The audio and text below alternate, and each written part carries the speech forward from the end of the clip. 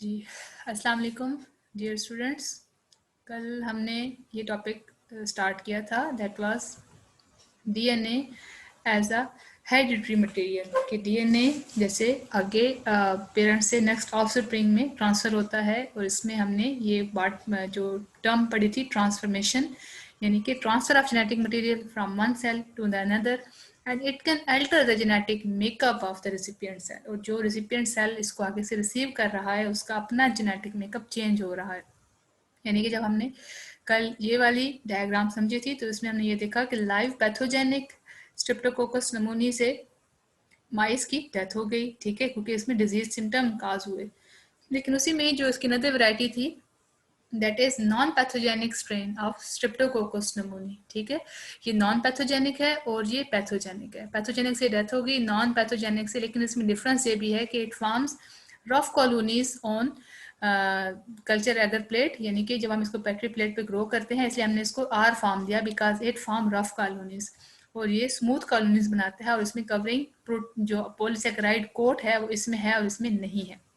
अब जो third experiment किया गया कि इन्हीं जो पैथोजेनिक स्ट्रेन्स हैं इनको हीट किल कर दिया गया, ठीक है। हीट किल करने से ये देख रहे हैं अब आपको इसका कलर चेंज नजर आ रहा है, heat killed pathogenic strain of ये पैथोजेनिक, यानी कि यही वाला।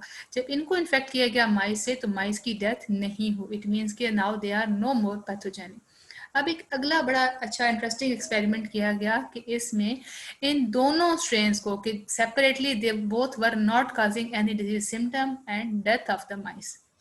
जब इन दोनों को मिक्स करके बैक्टीरिया की बहुत माइस को इन्फेक्ट किया गया तो ये देखा गया कि उनकी डेथ हो गई। और जब इनके ब्लड को देखा गया तो इनके ब्लड में बहुत ज़्यादा लाइव फॉर्म में कौन से वाले पैथोजेनिक स्ट्रेन ऑफ स्ट्रेप्टोकोकस नमूनी नजर आए, यानी कि ये वाले नजर आए, ठीक है।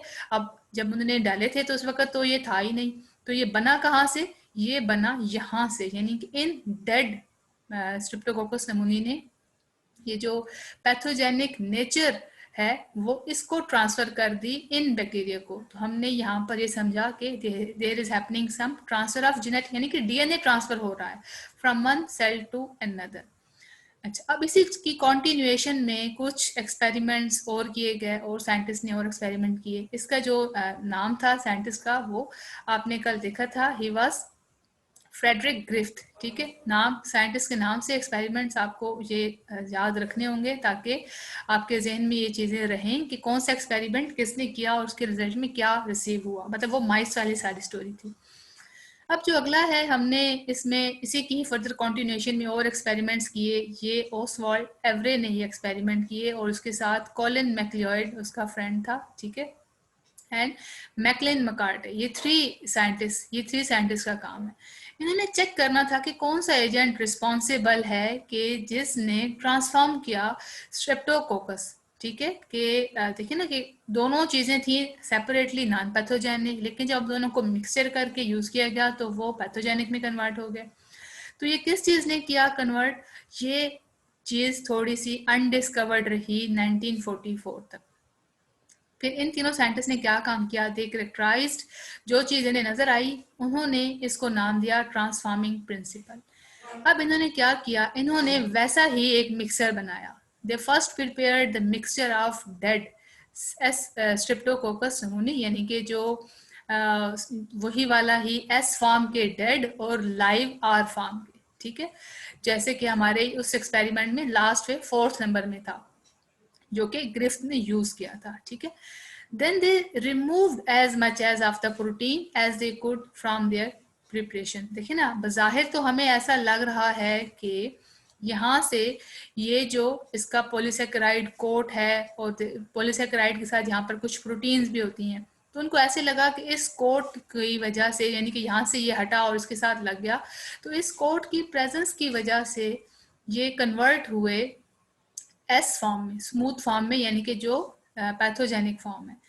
अब उन्होंने क्या किया कि अगर इस कोट को हम रिमूव कर दें तो हो सकता है कि फिर इसकी ट्रांसफॉर्मिंग जो ये प्रिंसिपल है ये ना हो, ट्रांसफॉर्मेशन ट्रांसफर ऑफ डीएनए ना हो सके। तो उन्होंने क्या किया? They then removed as much of the protein as they could from their preparation. तो उन्होंने अपने उस प्रोटीन कोट का और सारी प्रोटीन उन्होंने रिमूव कर दी, इवेंचुअली अचीविंग 99.98% प्योरिटी, यहाँ तक कि 98% प्रोटीन, यानी कि जितना प्रोटीन था सिवाय यानी कि इसके डीएनए के और बाकी जो चीज़ें थी उन्होंने प्रोटीन सब रिमूव कर दिया। लेकिन ऐसा क्या हुआ कि इतने रिमूव करने के बाद भी ट्रांसफार्मिंग एक्टिविटी ख़त्म नहीं हुई, यानी कि डीएनए फिर भी ट्रांसफ़र हो रहा था। सही, यानी कि उन्होंने इस मिक्सचर इस तरह से बनाकर उसको फिर माइस को इन्फेक्ट किया और मिक्सचर बनाकर उसका ये प्रोटीन कोट सारी प्रोटीन में से रिमूव भी कर दी। लेकिन इसके बावजूद फिर भी क्या हुआ कि जब उन्होंने ये माइस को इन्फेक्ट किया फिर भी माइस मर गई। यानी कि अब अगला ये 5th एक्सपेरिमेंट है, ये 4th नहीं है, ये 5th एक्सपेरिमेंट है। तो उसमें भी माइस मर गया, यानी कि इसके बावजूद उन्होंने ये देखा कि कुछ और चीज़ है कि जो अंदर से इससे दूसरे में ट्रांसफ़र हो रही है। तो इससे हमें लगा ये कि प्रोटीन का रोल नहीं है बल्कि इसमें डीएनए तरह की कोई चीज़ है कि जो आगे ट्रांसफ़र हो रही है। Moreover, the properties of transforming principle resemble those of DNA. तो अब इन्हें यहाँ से लगा कि जो भी ट्रांसफॉर्मिंग जो चीज़ ट्रांसफ़र हो रही है वो डीएनए की तरह की चीज़ है। तो इसलिए जो प्रोटीन डाइजेस्टिंग एंजाइम, यानी कि अगर वो एंजाइम जो कि प्रोटीन को सबको डैमेज कर देगा या आरएनए को डैमेज कर देगा, it did not affect the principles activity, यानी कि जो ट्रांसफर हो रहा है, डीएनए ट्रांसफर हो रहा है, वो प्रोटीन डाइजेस्टिंग एंजाइम, यानी कि वो एंजाइम जो प्रोटीन को खत्म कर रहे हैं, प्रोटीन को डैमेज कर रहे हैं या आरएनए को डैमेज कर रहे हैं, उससे ये जो डीएनए के ट्रांसफर होने की कैपेबिलिटी है ये अफेक्ट नहीं हो रही, बल्कि डीएनए डाइजेस्टिंग एंजाइम कौन सा, जो कि डीएनए को डाइजेस्ट कर देगा, यानी कि डीएनए ये एंजाइम, इसकी आपको मैंने बताया था एएससी जहाँ पे भी होता है तो वो एंजाइम होता है। तो वो एंजाइम के जो हमारे डीएनए को डैमेज कर देगा, यानी कि जब डीएनए ही ना रहा तो ट्रांसफर तो कुछ नहीं रहेगा। सो उस एंजाइम ने डिस्ट्रॉय कर दी तमाम की तमाम ट्रांसफॉर्मिंग एक्टिविटी को, यानी कि जो आपने ये ट्रांसफर पढ़ा, ट्रांसफर ऑफ डीएनए, तो ये सब के सब हो रहा है डीएनए की प्रेजेंस से। अब अगला एक्सपेरिमेंट जिसने इस सारे चीज़ को कंफर्म किया, ठीक है, कि कैसे डीएनए ही एज ए हेरिडिटरी मटेरियल इस्तेमाल, देखिए ना आपने इसमें तीन मेजर काम पढ़े। पहला आपने फ्रेडरिक ग्रिफ्थ का रोल देखा जिसमें उसने माइस के साथ काम किया। अगले 3 साइंटिस्ट का आपने काम देखा, यानी कि इनमें आपने जो साइंटिस्ट देखे वो Oswald Avery, Colin MacLeod and Maclyn McCarty, ये 3 साइंटिस्ट इनका काम हुआ, यानी कि इसमें इन्होंने प्रोटीन रिमूव कर दी सिंपली उसी मिक्सचर में से ही। फिर इसलिए इन्होंने कंफर्म किया कि डीएनए जो डाइजेस्टिंग एंजाइम अगर वो आप डालेंगे तो डीएनए ही डैमेज हो जाएगा, तो डीएनए का ट्रांसफर रुक जाता है, डीएनए ट्रांसफर नहीं हो सकता। अब इसी की कंटिन्यूएशन में अनदर एक्सपेरिमेंट किया गया 1952 में, यानी कि 1944 के बाद 1952 में एक्सपेरिमेंट किया गया। तो वहाँ से हमें क्या पता चला कि और ये काम किया था एल्फ्रेड हार्शी एंड मार्था चेस, ठीक है। ये पूरा एक्सपेरिमेंट बड़ा इंटरेस्टिंग एक्सपेरिमेंट है। इन्होंने क्या किया, बैक्टीरियोफेज, ठीक है, बैक्टीरियोफेज वायरस को ही कहते हैं, इन्होंने बैक्टीरियोफेज T2 के साथ काम किया। अब इन्होंने क्या काम किया, इन्होंने वायरस के, आपको पता है ना वायरस का ऐसे ये स्ट्रक्चर है, ठीक है, ये डीएनए है इसके अंदर, ये इसका बाहर प्रोटीन कोट है, ठीक है, ये इसका कॉलर, ये इसका नेक और ये इसकी लेग्स, ठीक है। और ये अपने इस जगह से अपना डीएनए जब भी ये वायरस बैक्टीरिया के ऊपर आके बैठता है, आपको अगर वो लिटिक साइकिल और लाइसोजेनिक साइकिल याद हो फर्स्ट ईयर में आपने पढ़ा था, तो इस तरीके से ये अपना डीएनए बैक्टीरिया के अंदर ट्रांसफर कर देता है और फिर इसी तरीके से ये वाला डीएनए इसका उसी बैक्टीरिया के अपने जो मेटाबॉलिक मशीनरी होती है उस पर कंट्रोल हासिल कर लेता है और फिर इस वायरस की अपनी ही मल्टीपल कॉपीज बन जाती हैं, ठीक है। ये इस तरीके से आपने ये देखा हुआ है कि सिर्फ इसका डीएनए का अंदर डीएनए इसके बैक्टीरिया के अंदर जाता है, इसके बाहर वाला कवरिंग बाहर ही रह जाता है और इस तरीके से ये अंदर अपनी मल्टीपल कॉपीज बना लेता है। अब इन साइंटिस्ट ने किया ये कि इन्होंने 2 तरह के आइसोटोप्स लिए, ठीक है। अब आपको पता है कि डीएनए के स्ट्रक्चर में फास्फोरिक यानी कि उसमें फास्फेट भी होता है, ठीक है। तो उन्होंने एक जगह पर डीएनए में फास्फेट में सिंपल फास्फेट की बजाय एक रेडियो आइसोटोप P32 उसके अंदर ऐड कर दिया, ठीक है। यानी कि उसके डीएनए में उन्होंने सिंपल फास्फेट की बजाय एक उसका हैवी आइसोटोप लगा दिया। इसी तरीके से दूसरे वायरस में उन्होंने क्या किया, उन्होंने उसके प्रोटीन कोड में, आपको पता है प्रोटीन में डिफरेंट अमाइनो एसिड्स होते हैं और अमाइनो एसिड्स में सल्फर भी होते हैं और ये सल्फर डाइसल्फाइड ब्रिजेस की हेल्प से जुड़े हुए होते हैं, उसमें इन्होंने उसकी प्रोटीन कन्फर्मेशन को एक ही जगह पर फिक्स रखा हुआ होता है। तो उन्होंने इसके सल्फर में सिंपल सल्फर के बजाय एक उसमें सल्फर हैवी आइसोटोप यानी कि S35 उन्होंने उसमें वो ऐड कर दिया। यानी कि इस वायरस को अगर वो ग्रो करेंगे ना इन मीडियम, उस मीडियम में जिसमें सल्फर 35 होगा, तो वो सल्फर का एटम जिसका एटॉमिक नंबर 35 होगा, तो वो इसके प्रोटीन कोड में ये वाला आ जाता है। अब होता क्या है कि यही वाले हैवी आइसोटोप हमें नजर आ जाते हैं क्योंकि ये रेडियो एक्टिव होते हैं ना, ठीक है। रेडियो आइसोटोप रेडियो एक्टिव होते हैं, तो इनकी रेडिएशन के रिलीज होने से हम इनको आइडेंटिफाई कर सकते हैं। अच्छा, अब एक तरह में आ गई उसके डीएनए में हैवी आइसोटोप आ गया और एक के प्रोटीन कोड में हैवी आइसोटोप आ गया। अब इन्होंने क्या किया, इन दोनों को इन्फेक्ट कराया बैक्टीरिया के ऊपर, ठीक है। अच्छा, अब हमें ये तो पता है कि इस तरह के इन्फेक्शन में हमेशा डीएनए अंदर जाता है, ठीक है। अब जब मल्टीपल कॉपीज बनेंगी, ठीक, मल्टीपल कॉपीज आगे इन्हीं बैक्टीरिया से वायरस की मल्टीपल कॉपीज बनेगी, तो क्या होता है कि जिसके डीएनए में आया हुआ था आइसोटोप, वही उनसे अब जब नई कॉपीज बनेंगी तो उन सब में हैवी आइसोटोप, उनके डीएनए में भी हैवी आइसोटोप जाएगा जिसमें फॉस्फेट का नंबर हैवी होगा। लेकिन बिकॉज चूंकि सल्फर में जो उसके प्रोटीन कोट में सल्फर था और उसमें हैवी आइसोटोप था, तो वो चूंकि बाहर ही रह जाता है। अब चूंकि इसके डीएनए में कोई तब्दीली नहीं थी, इसलिए इसके डीएनए से नॉर्मल जो कि इसमें नॉर्मल सल्फर था या जिसमें नॉर्मल प्रोटीन था, अब वही वाले डिफरेंट वायरस जनरेट होंगे। अब इसका मतलब ये हुआ कि DNA is the heredity transfer, ठीक है। डीएनए ही आगे इनहेरिट होता है फ्रॉम, या डीएनए ही ट्रांसफर हो सकता होता है एक सेल से दूसरे सेल में या पेरेंट से अदर ऑफस्प्रिंग में। अब इसी की यही हम इसको एक दफा रीड कर लेते हैं। इन अनदर एक्सपेरिमेंट अच्छा, अब मैं शुरू में थोड़ा सा इसको शुरू से एक्सप्लेन करती हूँ। In some experiment they labelled the viruses with radio isotope P32 और फास्फोरस कहाँ गया, which was incorporated into newly synthesised DNA. ये देख रहे हैं आप, ये newly synthesised DNA of growing phage, यानी कि नए वायरस में जब वो बना तो उसके डीएनए में ये फास्फोरस अंदर ऐड हुआ। दूसरे एक्सपेरिमेंट में उन्होंने क्या किया, the viruses were grown in a medium containing sulphur 35। तो दूसरे वायरसेस को उन्होंने एक ऐसे मीडियम में ग्रो किया, आप फ्लास्क कह लें, पेट्री प्लेट कह लें, कि उसमें जो लिक्विड मीडियम था, उसका फूड था, उसमें सल्फर डाली गई थी और वो सल्फर था with the heavy isotope.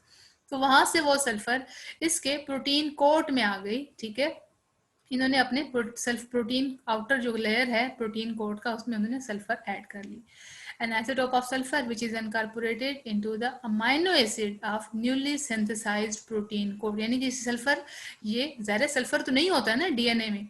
DNA में हमेशा एक उसका राइबोज शुगर होता है, एक नाइट्रोजनस बेस होता है, ठीक है, नाइट्रोजन वाले कंटेनिंग, यानी कि एडेनिन, गुआनिन, साइटोसिन, थायमिन, और उसमें फास्फोरिक एसिड यानी कि फास्फेट ग्रुप बॉन्ड्स होते हैं।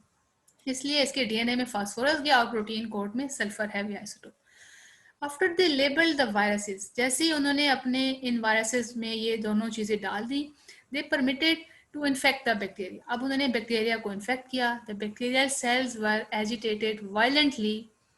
अब क्या किया हुआ कि जब इन्होंने इन्फेक्ट कर लिया, थोड़ी देर के बाद इन बैक्टीरिया को हैवीली, मतलब एक ब्लेंडर में, जैसे फूड जूसर ब्लेंडर होता है, तो उसमें उसको वहां पर जाकर उसको ब्लेंडर में मूव करवाया गया। तो इससे क्या हुआ कि जो वायरसेस थे वो वहां से दूर हट गया, यानी कि बैक्टीरिया सेपरेट हो गए।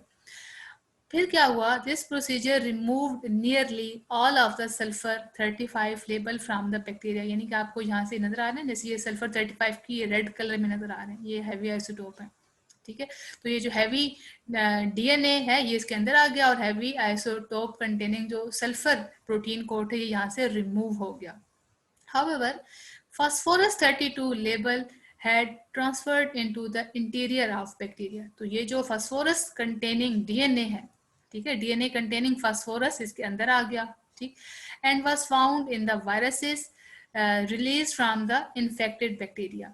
तो अब जब इस बैक्टीरिया से नए वायरस बनेंगे तो इन सब वायरस के अंदर यही वाला heavy isotope phosphorus containing DNA in नए जो वायरस बनेंगे तो उनमें हमें नजर आएगा, ठीक है। How hence the Hereditary information injected into the bacteria that specified the new generation of viruses was DNA and not the protein.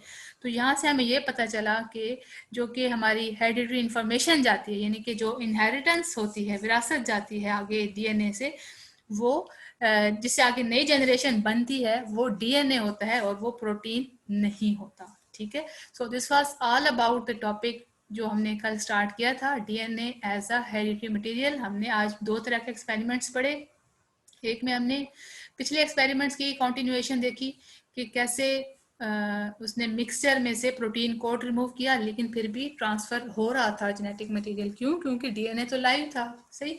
लेकिन जो उसने जब ये भी देखा कि तमाम के तमाम डीएनए, अगर डाइजेस्टिव एंजाइम आप उसमें ऐड करेंगे, डीएनए डालेंगे, तो फिर ये होगा कि डीएनए डैमेज हो जाएगा, तो वो ट्रांसफार्मिंग जो उसकी कैपेसिटी है, ये ट्रांसफार्मिंग प्रिंसिपल है, वो रुक जाता है. ये किया था काम Oswald Avery, Colin MacLeod and Maclyn McCarty. ये 3 साइंटिस्ट का काम था. उसके बाद 1952 में एल्फ्रेड हार्शी एंड मार्था चेज ने जो काम किया, वो उन्होंने प्रोटीन कोट में और उसके डीएनए में हैवी आइसोटोप्स, प्रोटीन कोट में सल्फर का हैवी आइसोटोप और जो डीएनए में फास्फोरस का हैवी आइसोटोप, उन्होंने वहां पर वो उसमें लेबल करके उसने वो देखा कि कैसे उसकी फर्दर ट्रांसफरिंग होती है. तो इस तरीके से ये वहां से भी कंफर्म हुआ कि सल्फर जो था वो प्रोटीन कोट में था और वो प्रोटीन आगे इनहेरिट नहीं होती. इनहेरिट सिर्फ आगे डीएनए होता है, मतलब डीएनए ज़ाहिरन इसके अंदर आ गया और इसके डीएनए से फर्दर जो कॉपीज बनी, उन सब की सब कॉपीज में आगे से फिर जो डीएनए था वो हैवी आइसोटोप कंटेनिंग था, यानी कि फॉस्फेट का हैवी आइसोटोप कंटेनिंग डीएनए था. तो इट मीन्स के जो नई जनरेशन बनती है, हम पढ़ने समझना तो हमारा ये है ना कि जो न्यू जनरेशन बन रही है, ठीक है, कि hereditary information that specified the new generation, कि जो भी इंफॉर्मेशन आ रही है इनहेरिटेंस के थ्रू और वो नई जनरेशन में जा रही है, that is DNA and that is not the protein. So this was all about today's topic. Inshallah, next topic we will study, that is chemical nature of DNA. Okay students, Allah Hafiz.